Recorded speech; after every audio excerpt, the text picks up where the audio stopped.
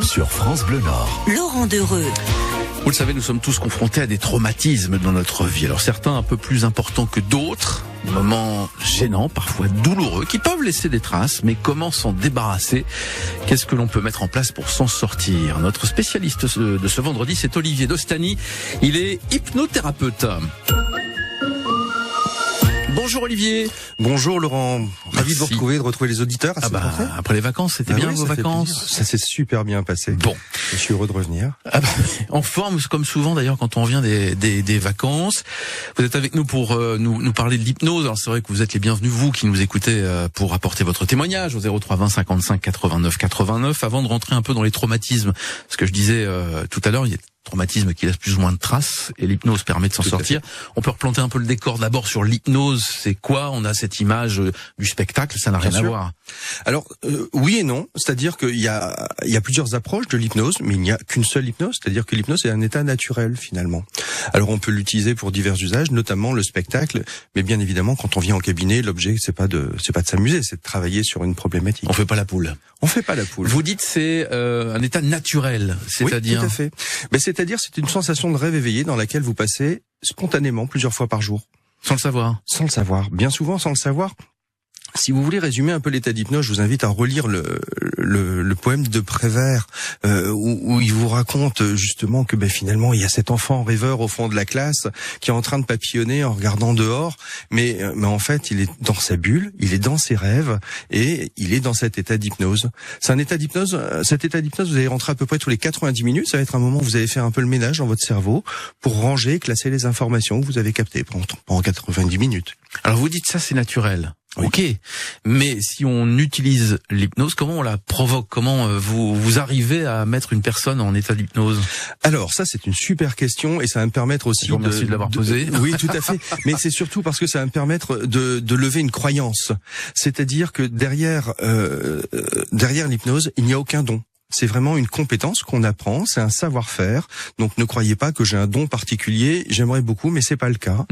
C'est de la technique, si on veut, c'est de la communication, c'est savoir regarder la personne qui est en face de nous, c'est savoir l'écouter, savoir rentrer dans son univers.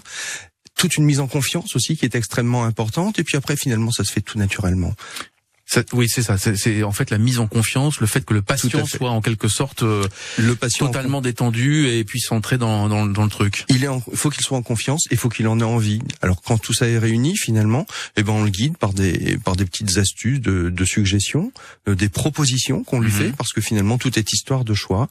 Et quand il suit scrupuleusement les consignes qu'on lui dit, mais finalement il rentre naturellement dans cet état d'hypnose. Et ça veut dire que vous guidez en fait son cheminement intellectuel, sa rêverie.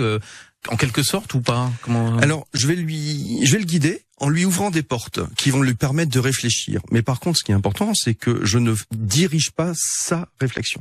Ouais. Il faut qu'il ait totalement son libre arbitre. Si je venais à diriger sa réflexion, je m'appellerais gourou et pas hypnothérapeute. C'est une précision importante, mais il fallait le dire. On vient vous voir pourquoi? On vient me voir pour plein de raisons. Alors pour ma part, je suis vraiment spécialisé. J'accueille énormément de psychotraumatismes graves. On va peut-être pas les développer là dans l'instant, mais après ça peut être aussi des troubles du sommeil, de la douleur, de l'anxiété, le burn-out qu'on rencontre beaucoup trop. On en a beaucoup parlé ici à la rentrée. Finalement, dès lors qu'on ressent un certain mal-être et qu'on comprend pas pourquoi, ou bien on sait pourquoi mais on sait pas comment s'en sortir. Alors là, je vous réponds, je vais voir un psy, je vais pas voir un hypnothérapeute. Quelle est la différence? Alors la différence, c'est qu'avec le psy, vous allez vraiment poser les mots pendant des séances, pendant plusieurs séances, et l'objectif, ça va être d'aller créer une certaine forme de résilience, c'est-à-dire prendre la distance avec l'événement. Et c'est une approche qui est vraiment extrêmement intéressante. Pour ma part, avec l'hypnose, on est plus dans l'orientation-solution, c'est-à-dire qu'il y a une problématique. Le psy va essayer de comprendre le sens de cette problématique. Nous, en hypnose, on va l'acter, en fait. Et puis, on va permettre à la personne d'avoir un changement de posture qui va lui permettre de repartir en avant, en fait. Olivier Dostani, c'est notre spécialiste. Il est hypnothérapeute et il est avec nous ce matin pour vous aider, vous répondre à vos questions aussi au 03 20 55 89 89 ou pourquoi pas écoutez vos témoignages. Vous avez peut-être vous aussi déjà pratiquer l'hypnose avec un spécialiste. Qu'est-ce que ça vous a apporté? Vous êtes les bienvenus sur France Bleu Nord à 9h36. France Bleu Nord, bienvenue chez vous, en direct de 10h à 11h. 9h41 ce matin, notre spécialiste Olivier Dostany, il est hypnothérapeute. On s'intéresse à l'hypnose. Vous avez peut-être entendu quelques bruits cette nuit, notamment dans la Rajoie. Il y a eu pas mal d'orages. C'est vrai que on parlait des traumatismes tout à l'heure, Olivier. On a parfois cette peur, on ne sait pas d'où ça vient, des orages. Est-ce que l'hypnose peut nous aider ? Alors effectivement, vous dites le mot traumatisme, ce qui est tout à fait juste, mais il faut peut-être recadrer en fait le traumatisme. Il faut savoir que le traumatisme, c'est pas forcément quelque chose de très très fort. Ça peut être effectivement juste le bruit de l'orage qui va nous emmener dans une émotion.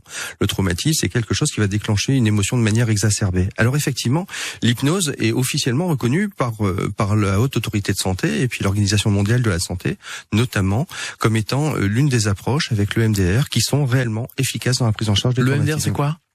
Alors je vous le fais en anglais ou en français, comme vous voulez. Traduisez. Allez, je vous le traduis. C'est de la désensibilisation par les mouvements oculaires. C'est une approche psychocomportementale qui va permettre de diminuer justement la charge émotionnelle, de casser le lien entre le souvenir traumatique, le souvenir qui déclenche l'émotion, et puis l'émotion, de sorte qu'on arrive à se souvenir après, à penser à l'événement, mais sans aucune émotion. Pardon, je reviens sur l'histoire du traumatisme. Vous dites parfois ce sont des petites choses. Oui, une peau de banane, on glisse dessus. Ça peut être un traumatisme, bien sûr. Ah bon ? Alors, le mot traumatisme... Parce que moi, tout de suite, j'imagine des choses horribles. Ouais, mais non, auxquelles on peut être confronté à un accident, ce genre de choses, par exemple. Mais non, regardez, je me promène dans la rue, je glisse sur une peau de banane, il y a deux personnes qui me regardent, et à partir de ce moment-là, il se passe quelque chose dans ma tête. J'arrive plus à prendre la parole en public, par exemple. J'ose plus rentrer quand il y a du monde, parce qu'on m'a regardé, et ce jour-là, à ce moment-là, j'étais pas prêt. Et dès lors que je suis pas prêt, il y a comme un petit bug qui va se faire dans notre cerveau.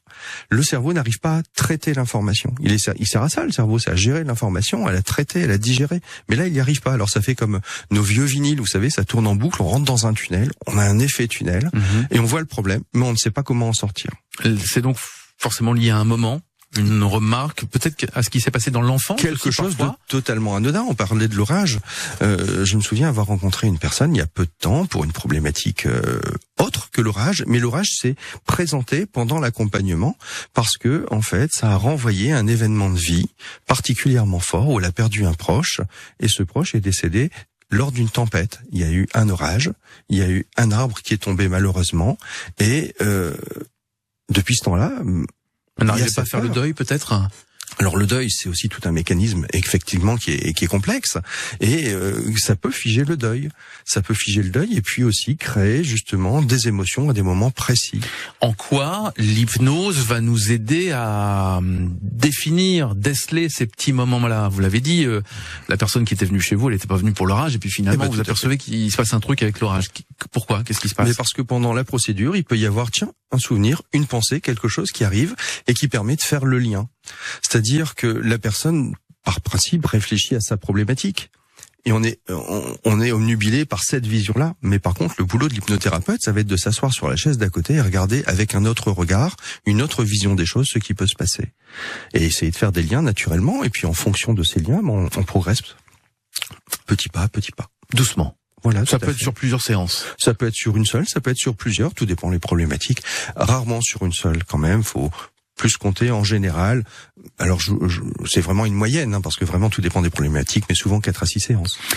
Olivier Dostany, c'est notre spécialiste ce matin. Il est hypnothérapeute. Avez-vous déjà eu recours à l'hypnose ? Comment ça s'est passé pour vous ? Dans quel état étiez-vous ?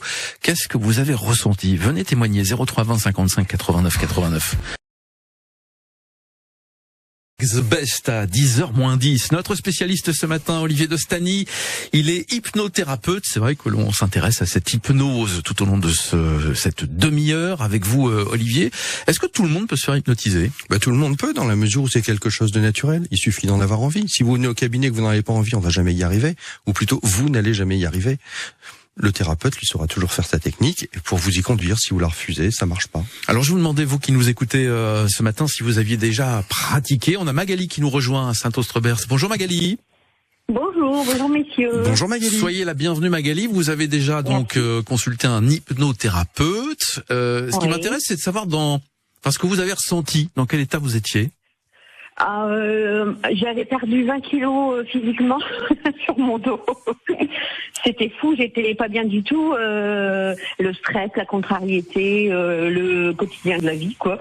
Et je suis arrivée, j'avais une cour à traverser, j'avais l'impression que j'allais pas arriver, j'avais du mal à marcher en fait. Et quand je suis ressortie, j'avais l'impression qu'elle m'avait enlevé un poids sur les épaules en fait. Ça m'a fait un bien fou, ça m'a libéré des émotions et franchement, je me suis redressée et j'ai marché normalement. C'était fou en fait. Mais quand vous étiez sous hypnose, quel souvenir vous en gardez?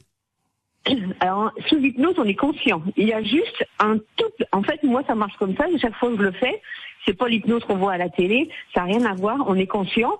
On entend ce qu'on nous dit. On analyse ce qu'on ressent. Et au bout d'un moment, moi, ça marche comme ça. Au bout d'un moment, pouf, je décroche, mais je reviens tout de suite, en fait. D'accord. C'est rigolo, ça fait comme si on faisait vous savez, vous appuyez sur un bouton et vous rappuyez tout de suite dessus. Moi, ça me fait exactement cet effet-là. L'hypnothérapeute que je consulte me dit toujours, alors vous êtes un cas, c'est un bonheur parce que je capte tout de suite. En fait, elle me dit, on voit que quand on veut aller voir un hypnothérapeute, il faut prêt à y aller, et il faut prêt à lâcher prise, quoi. Sinon, c'est compliqué. C'est ce que monsieur disait tout à l'heure.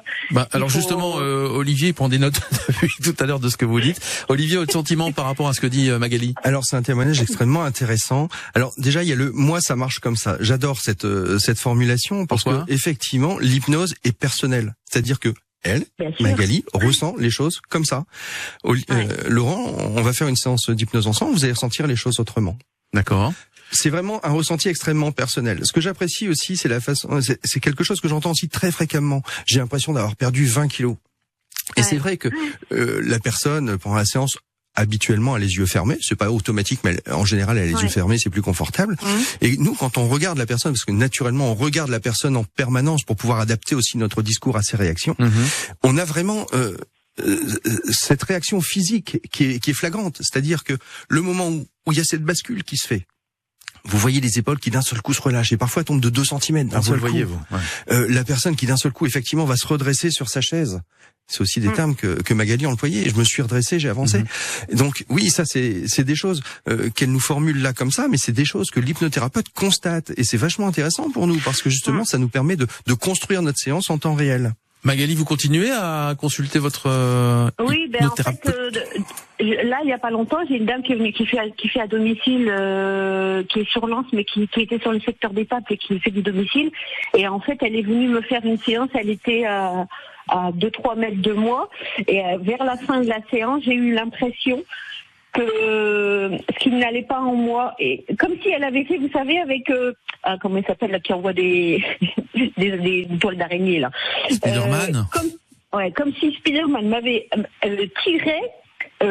Ça faisait comme un filet qui était au-dessus de mon ventre et qui est parti vers elle en fait. Ah oui, d'accord. Okay. Et c'est en fait quand on vraiment moi ils me disent toujours que je suis très réceptive donc je ressens non mais c'est vrai oui effectivement cool, ça fait tellement de bien. Bon en tout cas merci Magali pour votre témoignage ce matin sur l'hypnose. Vous aussi vous pouvez réagir 0320 55 89 89 avec Olivier Dostany qui reste avec nous et qui est hypnothérapeute. Il est avec nous encore pendant 5 minutes. À tout de suite. France Bleu Nord. Bienvenue chez vous. Jusqu'à 11h. Avec Olivier Dostany, notre hypnothérapeute, avec nous pendant encore 3 minutes. Olivier, on va revenir sur ce qui s'est dit avec Magali, qui était une auditrice qui nous a appelé pour apporter son témoignage. Assez étonnant, je dirais, où l'expliquer comment elle arrive à rentrer, ce qu'elle ressent surtout quand ça peut être très surprenant. La façon dont les gens vous présentent les choses, c'est toujours extrêmement imagé. Oui. Là, elle parlait de filet. Elle parlait de filet, elle parlait de Spider-Man, de cette toile d'araignée. Alors, je précise bien, c'est les ressentis de Magali, d'accord. Tout le monde ne va pas avoir cette sensation-là, heureusement. Par contre, je trouve intéressant malgré tout cette approche de filet, de toile, c'est-à-dire que quand on va gérer une problématique, quelle qu'elle soit, naturellement, il y a toujours des émotions à la base. S'il n'y avait pas ces émotions, on irait très bien et on n'aurait aucune raison d'aller voir un hypnothérapeute. Et ce qui est intéressant, c'est de savoir que quand on va travailler sur une problématique, par exemple, la notion de peur, la peur, vous la rencontrez à chaque instant de votre vie. Et que quand vous gérez la peur par rapport à telle problématique, par un effet boule de neige, un effet rebond, vous êtes déjà en train de traiter le lien entre la peur et d'autres événements. Comment on fait pour trouver son thérapeute? Parce que là aussi, c'est un peu comme faut que ça matche un peu, j'imagine. Alors, il faut que ça matche. Faut avoir un bon ressenti quelque part. Le bon thérapeute, c'est celui effectivement avec lequel vous allez bien vous sentir, avec qui vous serez à l'aise. Après, chaque thérapeute a un site internet où il se présente, dans la mesure où on n'est pas dans une pratique réglementée. On peut se permettre de faire des sites pour se présenter. Je rappelle que vous avez été formé, vous étiez infirmier auparavant. Tout à fait. Alors, vous étiez dans le domaine médical. J'étais dans le domaine médical et après il y a eu des centaines et des centaines d'heures de formation complémentaires pour en arriver là où je suis aujourd'hui. Donc c'est important de voir le parcours de la personne. Est-ce qu'elle a été formée juste à l'hypnose? Elle est juste praticienne en hypnose. Est-ce qu'elle est maître praticienne en hypnose ericksonienne, qui est l'hypnose la plus courante, on va dire, en France? D'accord. Ou bien est-ce qu'elle est formée également à tous les types d'hypnose, ou en tout cas à d'autres approches? Parce qu'en fait, dès lors qu'on a une seule approche par rapport au thérapeute, c'est comme si vous deviez faire un chantier avec un seul outil, quoi. C'est un peu compliqué. Bien sûr. C'est toujours intéressant d'avoir plusieurs outils pour pouvoir s'adapter à la personne. Merci beaucoup, Olivier Dostany, d'être venu. Un plaisir. Merci à vous tous. Avec grand plaisir. On vous retrouve sur votre site qui s'appelle hypneas.fr, hypneas.fr. C'est noté. À bientôt pour nouveau rendez-vous sur France Bleu Nord. Avec plaisir.